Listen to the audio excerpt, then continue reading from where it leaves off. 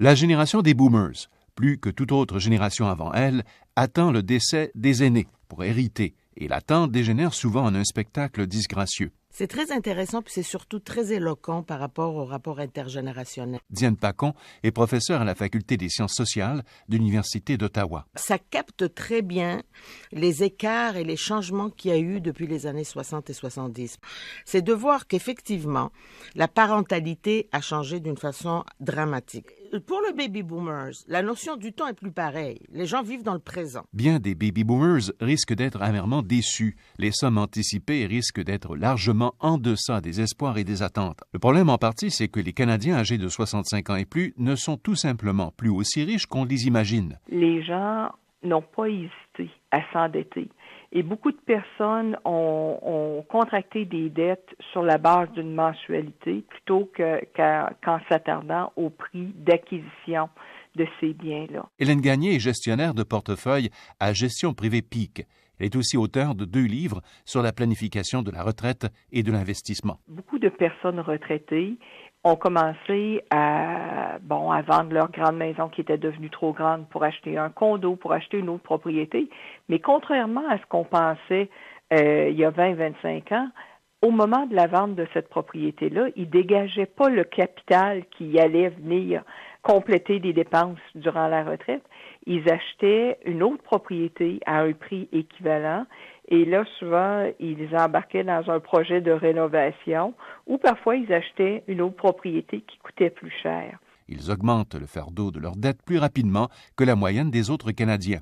C'est ce que confirmait récemment une étude publiée par l'entreprise de vérification de crédit Equifax. En général, les retraités, 75% sont endettés. Louis Plamondon est juriste et sociologue et porte-parole de l'Association québécoise pour la défense des droits des retraités. Il y a ceux qui sont à faible revenu, qui ont des dettes de consommation qui varient en moyenne entre 5 000 et 19 000 $. Et là, évidemment, ceux qui doivent 19 000 $ sur des cartes de crédit sur lesquelles ils payent 19 ou 24, ils n'y arriveront jamais. Ça, c'est nos candidats à la faillite. Et nous, on les encourage à faire faillite parce qu'ils n'y arriveront jamais. Donc, c'est mieux d'arrêter, de déclarer faillite. Et puis, ils vont améliorer leur sort. Ils ont pu faire ces paiements-là. Sur 19 000 $ à 19 % vous voyez le topo. Depuis la dernière crise de 2008, où beaucoup de gens ont dû retourner travailler parce qu'ils avaient perdu le peu d'avoir qu'ils avaient. Dans certains cas, les fonds de pension sont mis en faillite, donc perdent beaucoup de revenus au niveau de quand on est à la retraite. Danny Prudhomme est directeur général du réseau de la Fédération de l'âge d'or du Québec. Donc oui, plusieurs raisons font que depuis, je dirais, 5-6 ans, là, on revoit ça en masse arriver. Là, l'endettement chez les plus âgés, on a de plus en plus de difficultés à boucler les fins de mois pour des choses essentielles. Là, on parle pas de luxe. Là. Je veux dire, le luxe, les gens avant pouvaient se trouver retourner au travail de façon temporaire pour se payer un voyage, dans le cas où les gens n'avaient pas de gros fonds de pension. Mais maintenant, c'est même plus ça. Maintenant, les gens retournent travailler pour boucler les fins de mois avec la nourriture, le logement, l'électricité. Donc, vraiment, ce qui est nécessaire, les médicaments. Donc, on voit qu'il y a un changement qui s'opère où, malheureusement, les gens qui font partie de la classe moyenne et moins s'appauvrissent continuellement. Là. La réduction des montants d'héritage est préoccupante non seulement pour les boomers qui comptent sur certains montants pour coussiner leur propre retraite, mais elle risque d'avoir des répercussions maintenant en chaîne sur la génération qui suit, celle des boomers.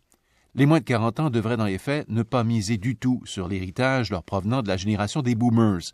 Ils devraient apprendre à modifier maintenant leurs projets d'épargne et leurs investissements en vue d'une retraite qui répondrait financièrement à leurs attentes. Les plus jeunes, l'avantage d'être plus jeune, c'est qu'on le voit venir, ces choses-là. Donc, on peut ajuster son niveau d'épargne, on peut ajuster ses stratégies d'investissement de façon à compenser et puis à bonifier son épargne. Bernard Morancy est conseiller spécial à la Caisse de dépôt et de placement du Québec. Les baby boomers, la majorité d'entre eux sont bien placés. C'est pas la totalité d'entre eux. Il y a toutes sortes d'études qui démontrent qu'il y a entre les études les plus optimistes, ils disent 75 % des gens, les plus pessimistes disent 60 % des gens. Donc, entre 60 et 75 % des baby boomers sont assez bien placés. Ça laisse quand même entre 25 et 40 qu'ils ne le sont pas. Là. Eux, ils n'ont pas beaucoup de choix. Là. Ils ont le premier choix, c'est qu'ils réduisent leurs attentes. en termes de ce qu'ils peuvent se permettre à la retraite. Le deuxième, c'est qu'ils la retardent un petit peu, leur retraite. Donc, ils mettent un petit peu plus d'argent de côté. Fait qu'au lieu de prendre leur retraite à 63 ans, ils la prennent à 65 ou à 66. La troisième alternative pour eux, c'est de faire une transition travail-retraite. Donc, de travailler peut-être 3 jours semaine de façon à bonifier leur retraite. Les Canadiens âgés, moins fortunés qu'on les imagine, sont pourtant en meilleure position que les personnes âgées dans le reste du monde.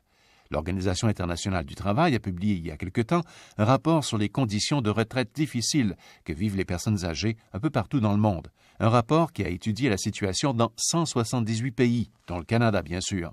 Près de la moitié des personnes âgées dans le monde n'ont aucun revenu de retraite. Évidemment, dans plusieurs pays en voie de développement, les gens n'ont pas accès à un revenu de retraite tel que nous le connaissons ici au Canada. Denis Latulippe est professeur titulaire à l'Université Laval dans la ville de Québec. Il est aussi directeur de la chaire d'actuariat de l'Université Laval et il collabore également aux travaux de chaire sur les services financiers et les changements démographiques. Au Canada, tout le monde a droit à un revenu de base une fois qu'elles ont atteint l'âge de 65 ans. Sauf que ces régimes-là ne permettent pas à l'ensemble de la population de maintenir leur niveau de vie à la retraite. Donc, c'est nécessaire de prévoir de l'épargne supplémentaire à travers les REER ou à travers les fonds de pension d'entreprise. Ça, c'est un défi parce que c'est pas tous les travailleurs qui épargnent suffisamment en vue de leur retraite pour être en mesure de maintenir leur niveau de vie. Donc, on a un bon système, mais il y a quand même certains défis à l'horizon. Un reportage de Radio-Canada International.